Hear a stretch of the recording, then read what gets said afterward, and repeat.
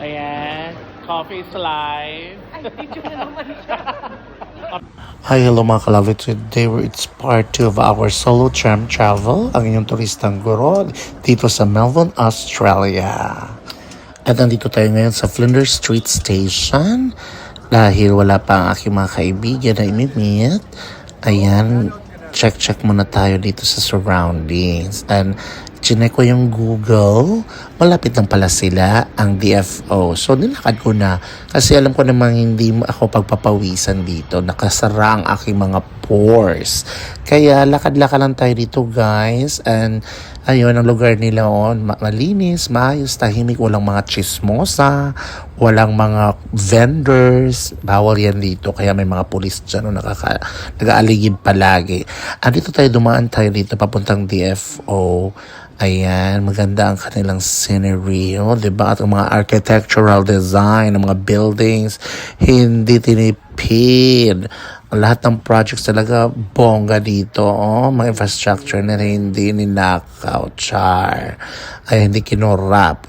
Tingnan sana, kung Diyos ko, ang Philippines, sana. Ayan, finally, nabit na natin ating friend, si Alden, ang aking friend sa Cavite City. Andito din siya, kasama ni Lai, Ate Lai. Ayan, mga tropa ko sila sa badminton sa Cavite City, mga malalakas yan.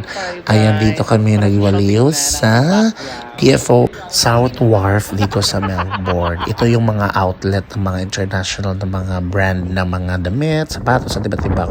At saka tinatawag nilang Boxing Day kapag marami silang sales. So kami di kami nagpabudol, nag-Uber na lang kami. Pumunta kami doon sa Victoria Market, sa mga pinakasikat na market dito sa Melbourne. Ayan, marami kang mabibili dyan ng mga goods.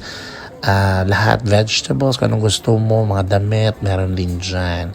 Yan, ikot-ikot muna kami, hanap kami ng aming mga pabibili. Ayan, meron ba dyan mga kumakanta? And also, we're looking for their coffee shop. Yung mabilihan talaga ng mga beans. Ayan, diba, din kay Koya, wag po. Char lang. Ayan, napakalinis ang kanilang market, guys. At saka, tingnan mo yung mga tinapay. Parang sa TV ko lang nakikita yan noon. Yung mga malalaking tinapay. Ayan, dito bibili ka daw si Alden ng coffee. Ayan, iba't ibang klaseng coffee. At of course, proud na proud siyang dalhin ang kanyang Padayon Club. Dinala pa niya dito sa Melbourne. What a lovely stockholder ng Padayon. Ayan, ito kami natilay, waiting sa binibili ni Alden.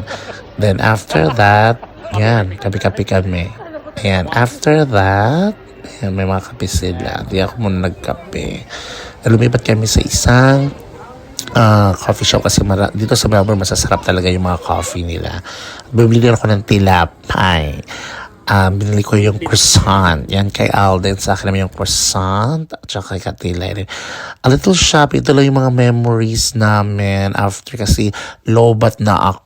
Kay Alden na yan ang mga pictures. Kaya ito yung mga pinuntahan namin na lugar. At nilibre kami ni Alden sa isang French na restaurant na napakasarap. And also si Ate Lai, Starbucks naman. Super nag-enjoy ako sa ating pagkikita. Ang daming tawanan at chikahan. Till we meet again, guys. See ya. Bye-bye.